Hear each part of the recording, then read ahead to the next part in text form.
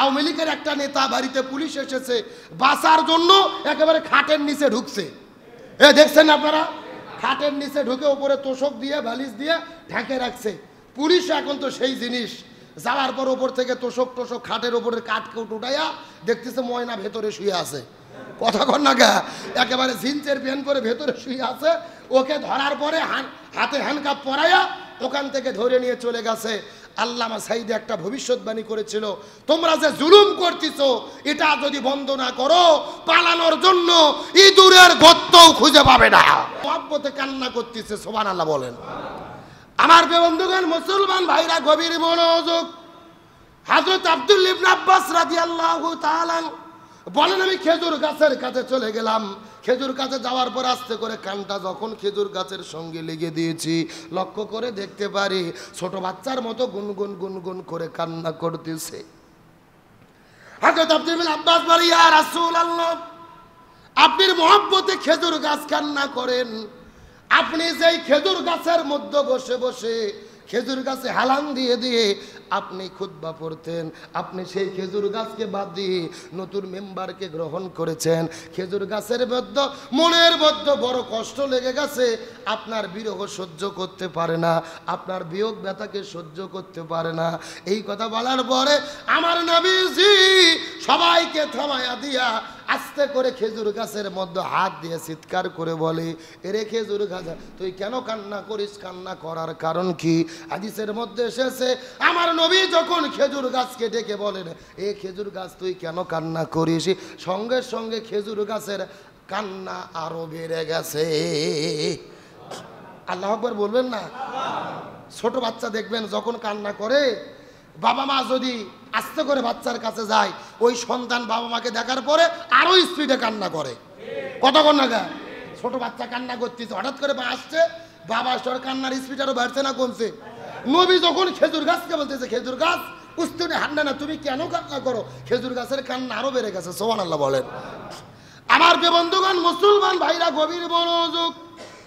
আমার নবীজি খেজুর গাছে হাত দেওয়ার পরে খেজুর গাছকে সান্ত্বনা দেওয়া শুরু করলেন, খেজুর গাছকে বলা শুরু করলেন, এ খেজুর গাছ তুই কান্না করবি না, আমি তোর জন্য দোয়া করে দেব। তুই মৃত থাকবি না রে, তুই আবার জীবিত হয়ে যাবি, তোর ডাল হবে, তোর গাছের মাথা হবে, ফুলে ফলে তুই সুসজ্জিত হবি, তোর মধ্যে আবারও ফল ধরবে, খেজুর তুই ফলাতে পারবি। শুধু এই পুরো বছরের ভেতরে এক সিজন তুই ফলাবি না, সারা বছর তোর মধ্য থেকে খেজুর বের হবে। আর যত মানুষ হজ করার জন্য মক্কা মদিনায় আসবে, তোর খেজুর খেয়ে সুশোভিত হবে, তুই কিয়ামত পর্যন্ত বেঁচে থাকবি। আমার নবীজি দোয়া করা শুরু করে দিলেন। আসলে মৃত গাছ কি জীবিত হয়? হয় না, কিন্তু নবী যদি জীবিত করে, এটার নাম হলো মুজিজা। এটার নাম কি? অসম্ভবকে সম্ভব করা, অলৌকিক ঘটনা, যেটা আমাদের মাথা খেলে না, ব্রেনটা খেলে না, এমন কিছু ঘটনাকে কি বলা হয়? মুজিজা। নবীজি দোয়া শুরু করলেন, খেজুর গাছ তুই কান্না করবি না, আমি তোর জন্য দোয়া করে দেব, তোর গাছে ডাল হবে, তোর মাথা হবে, তুই আবার জীবিত হবি, তুই খেজুর ফলাবি, খেজুর ফলাতে থাকবি, তাও বছরে 1 মাস না, সারা মাস, সারা বছর তুই খেজুর দিবি। যত মানুষ মক্কা মদিনায় আসবে তোর খেজুর খাবে, কিয়ামত পর্যন্ত তুই বেঁচে থাকবি। আল্লাহু আকবার বলেন। আমার বন্ধুগণ, মুসলমান ভাইরা, গভীর মনোযোগ। এই কথা যখন নবীজি বলেছেন, খেজুর গাছকে বলেছেন, কিন্তু খেজুর গাছের কান্না থামে না, খেজুর গাছের কান্নাটা আরো বেড়ে গেল। এই খেজুর গাছটা কেন যেন তেন গাছ নয়। একদিন আমার নবীজি সাহাবীদেরকে ডাক দিয়ে বলে, এ সাহাবীরা বলো তো, মুমিনের মতো, ইমানদারদের মতো কোন গাছের বৈশিষ্ট্য, মুমিনের মতো কোন গাছের বৈশিষ্ট্য? সাহাবীরা নবীজির কথা শোনার পরে বন জঙ্গলের মধ্যে চলে গেল, প্রত্যেকটা গাছ নিয়ে গবেষণা করলেন। আসার পরে নবীজিকে বলে, ইয়া রাসূলুল্লাহ, আমরা বলতে পারবো না, আল্লাহু ওয়া রাসূলুহু আলাম, নিশ্চয় আল্লাহ এবং তার রাসূল ভালো জানে।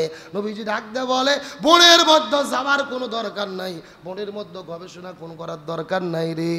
ইমানদার মুমিনের মতো বৈশিষ্ট্য হলো এই যে লক্ষ্য করে দেখো খেজুর গাছ। সুবহানাল্লাহ বলবেন না? ইমানদার মুমিনের মতো বৈশিষ্ট্য হলো খেজুর গাছ।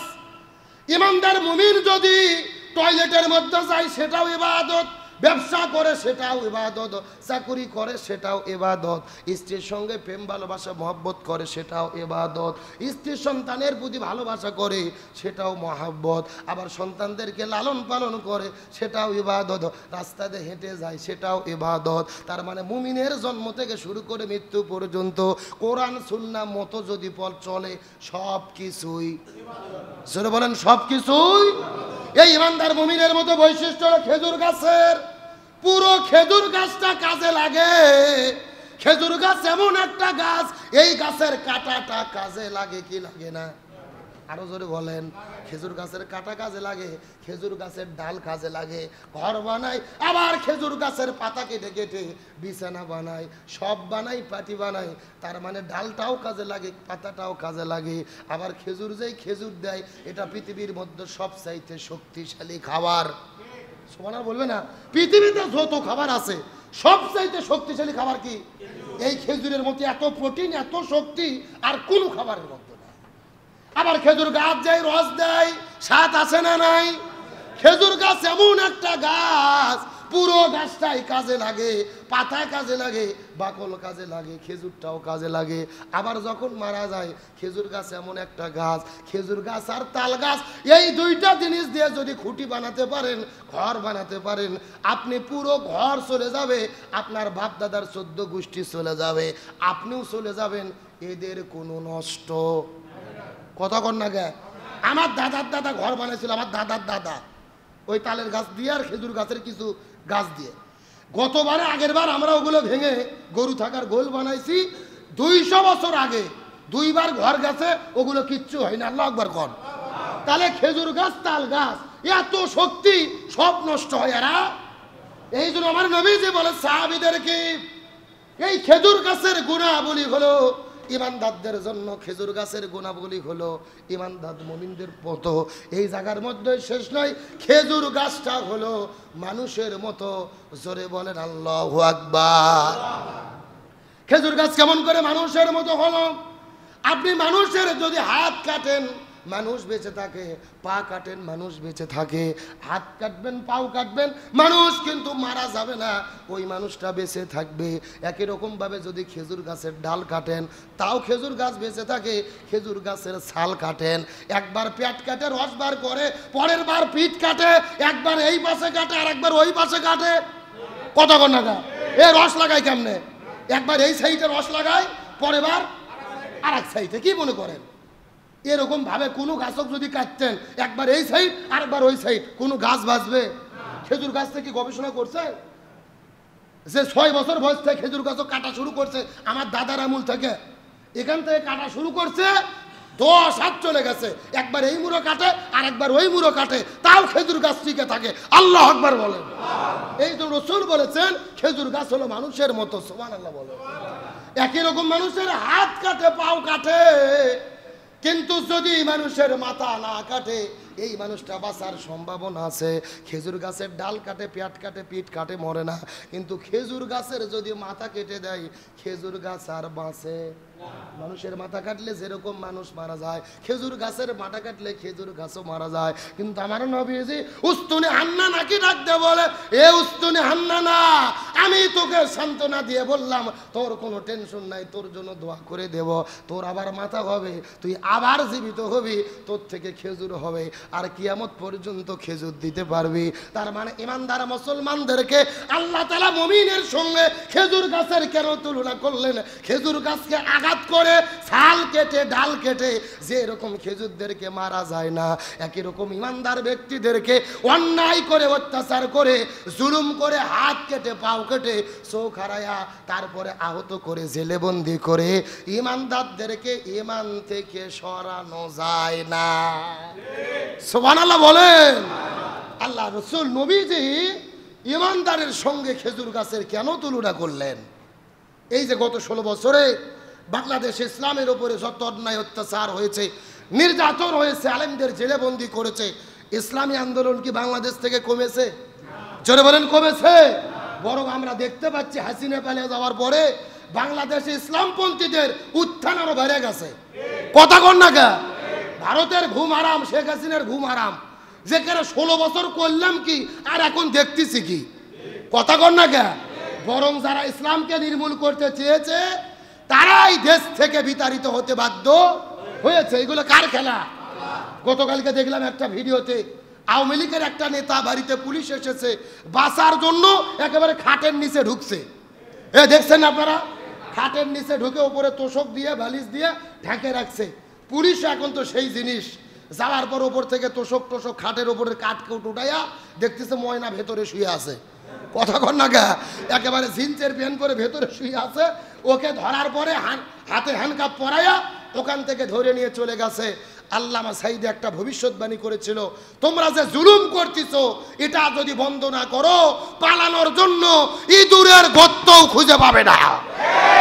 আজকে আল্লামা সাইদির বক্তব্য মিলে গেছে না? সত্য হয়েছে না? হাজার হাজার বিএনপি জামাতের নেতাদের বছরের বছর বাড়িতে থাকতে দাওনি, ঈদের দিনে ঈদ করতে দাওনি, বাবা মা মারা গেলে জানাজা করতে দাওনি।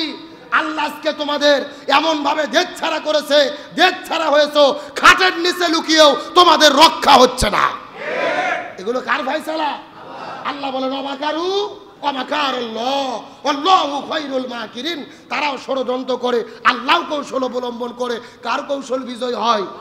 আল্লাহ বলেছেন ইয়াকিদুনা কায়দা ওয়া আকিদু কায়দা। তারাও কিছু কায়দা কৌশল করে, আল্লাহরও কিছু কায়দা কৌশল আছে। এই জন্য ক্ষমতা পাইয়া এমন কাজ করা ঠিক না, এমন জুলুম করা ঠিক না যার দ্বারা ওই জুলুমের বিচার আল্লাহ জমিনেই দিয়ে দেয়। তাহলে বলেন দেখি, খেজুর গাছের মতো ইমানদারদের বৈশিষ্ট্য। খেজুর গাছকে কাটলে খেজুর গাছ মরে না, ডাল কাটলে মরে না, পেট কাটলে মরে না, পিঠ কাটলে মরে না। একই রকম ইসলামের উপরে জুলুম করে ইমানদারদের হত্যা করলে, জেলেবন্দি করলে, হাত পাও হারা করলে ইসলাম থেমে যায় না, খেজুর গাছের মতো ইমান নিয়ে টিকে থাকে। আল্লাহু আকবার বলেন। আমার বন্ধুগণ, মুসলমান ভাইরা গভীর মনোযোগ। নবীজি খেজুর গাছকে বারবার নবীজি সান্ত্বনা দেওয়া শুরু করলেন, খেজুর গাছের জন্য দোয়া করা শুরু করলেন। তুই কিয়ামত পর্যন্ত বেঁচে থাকবি, তুই খেজুর দিবি, তোর আবারও জীবন ফিরে আসবে। কিন্তু আব্দুল্লাহ ইবনে আব্বাস বলে, আমার নবীজি এই কথা যখন খেজুর গাছকে বলেছে, খেজুর গাছের কান্না আরো দ্বিগুণ গতিতে বৃদ্ধি পেয়েছে। বলেন আল্লাহু আকবার। আরো তার কান্না বেড়ে গেছে। ছোট বাচ্চা যদি কান্না করে আর বাবা যদি যে বুকের মধ্যে জড়াই ধরে, সাথে সাথে কি কান্না থামে? আপনি পাখি মার্কা 2 টাকা বের করে দিয়েছেন, 10টা কান্না ছাড়তেছে না। ছেলের চাওয়া 500 টাকা নেবে, তারপরে ছাড়বে। কথা কন না? টাকা যতই 10 টাকা 20 টাকা বের করে দিচ্ছেন, ওর কান্না আরো বেড়ে যাচ্ছে। মানে ওর চাহিদা এখনো কি হয়নি? পূর্ণ হয়নি। যেটা চাচ্ছে সেটা এখনো পায়নি। নবী যত দোয়া করতেছে, যত সান্ত্বনা দিচ্ছে, উস্তুনে হান্নানা খেজুর গাছের কান্না আরো বেড়ে যাচ্ছে। আল্লাহু আকবার বলেন। আমার বন্ধুগণ, মুসলমান ভাইরা গভীর মনোযোগ। নবীজি সর্বশেষ কান্না যখন থামাতে পারলেন না, আস্তে করে নবীজি নিজেই খেজুরের গাছের কাছে চলে গেলেন। উস্তুনে হান্নানাকে বুকের মধ্যে জোরে ধরলেন। বলেন সুবহানাল্লাহ। নবীজি উস্তুনে হান্নানাকে বুকের মধ্যে জোরে ধরে আল্লাহর কাছে ফরিয়াদ করে বলেন, আল্লাহ আমার মহব্বত, আমার বিরহ সহ্য করতে পারে না। এতদিন পর্যন্ত উস্তুনে হান্নানার সঙ্গে আমি পিঠ আলান দিয়ে খুতবা দিয়েছি, তার উপরে বসেছিলাম, উস্তুনে হান্নানা সহ্য করতে পারে না। আল্লাহর কাছে নবীজি দোয়া করে বলেন, ইয়া রব্বুল আলামিন, আপনি কবুল করে নেন। আমি দোয়া করি, এ উস্তুনে হান্নানা তুই কান্না করবে না, তোর জীবন দেওয়ার কোনো দরকার নাই রে। আমি আমার কাছ থেকে তোকে সরাই দেব না। আমি দোয়া করতেছি, তুই আমার সঙ্গেই জান্নাতের ভেতরে থাকবি। আল্লাহু আকবার বলেন। নবীজি দোয়া করলেন উস্তুনে হান্নানার জন্য, তুই আমার সঙ্গে জান্নাতের মধ্যে থাকবি। আল্লাহ তাআলা দোয়াটাকে কবুল করে নিয়েছেন। ওই যে রিয়াজুল জান্নাহ নামক জায়গা আছে আমার নবীজির মেম্বারের পাশে, নবীজি দাফন করলেন, জানাজা করলেন, এই উস্তুনে হান্নানাকে কবরস্থ করে রেখে দিলেন। ওই রিয়াজুল জান্নাহর ভেতরে উস্তুনে হান্নানাকে কবরস্থ করে মাটির মধ্যে পুঁতে রাখা হয়েছে। যারা যারা যাবেন লক্ষ্য করে দেখবেন, উস্তুনে হান্নানা আরবিতে কিন্তু লেখা রয়েছে, লক্ষ্য করলে বুঝতে পারবেন নবীজির প্রতি মহব্বত ছিল, ভালোবাসা ছিল। আল্লাহ ভালোবাসাটাকে কবুল করে নিয়ে একটা মৃত গাছের মহব্বতকে কবুল করে নিয়ে আল্লাহ কবুল করেছে। এই উস্তুনে হান্নানাও জান্নাতের মধ্যে থাকবে। চিৎকার করে বলা যাবে কি আল্লাহু আকবার। আরো জোরে বলেন না সুবহানাল্লাহ। উস্তুনে হান্নানা একটা খেজুর গাছের নাম, যাহার পরে খুতবা দিতেন রসুল আকরাম। উস্তুনে হান্নানা একটা খেজুর গাছের নাম, যাকে ধরে খুতবা দিতেন রসুল আকরাম। গাছটা নবীর বিরহে, গাছ নবীর বিরহে, গাছ কেঁদে মরে। গাছটা নদীর বিরহে, গাছ কাঁদিতে রহে। হতবাক হইলেন যত সাহাবায়ে কেরাম, রহমতে আলম নবী নূরে মুজাসসাম। সাহাবীরা আতর বানাই ওই নবীজির ঘাম, বলো সাহাবীরা আতর বানাই ওই নবীজির ঘাম। চিৎকার করে বলেন আল্লাহু আকবার। আমার প্রিয় বন্ধুগণ, মুসলমান ভাইরা, গভীর মনোযোগ। আলোচনার দ্বারা বোঝা গেল নবীর প্রতি যদি মহব্বত থাকে, নবীর প্রতি যদি ভালোবাসা থাকে, আল্লাহ বেত গাছেরও ভালোবাসাকে কবুল করে নিয়ে ওই জান্নাতের মধ্যে থাকার মতো জায়গা করে দিতে পারেন। আমরাও যদি নবীর প্রতি মহব্বত রাখি, নবীর প্রতি ভালোবাসা রাখি, আর নবীর আদর্শটা মেনে চলি, আমাদেরও থাকার জায়গা জান্নাতে করে দেবেন কে? সুতরাং আল্লাহ তাআলা সবচাইতে পৃথিবীতে সম্মানিত করেছেন দুইটি জায়গাকে। এক নম্বর বাইতুল্লাহ কাবা ঘর, দুই নম্বর মসজিদুল নববী। মসজিদুল নববীর সম্মান কেন হলো? মসজিদুল নববীর পাশে আমার নবী ঘুমাই, নবীর কারণে মসজিদুল নববীর সম্মান, রিয়াজুল জান্নার সম্মান, উস্তুনে হান্নার সম্মান। আমরাও যদি নবীকে ভালোবাসি, নবীর মহব্বত করি, যার মধ্য দিয়ে পৃথিবীর নেতা নেত্রী, নেতা খেতা, দলের মতবাদ বাদ দিয়ে রসুলের তরিকায়, রসুলের আদর্শ মেনে জীবন পরিচালনা করি, আল্লাহ আমাদের থাকার জায়গা জান্নাত করে দেবে ইনশাআল্লাহ। সুতরাং আল্লাহ তাআলা রসুলের তরিকা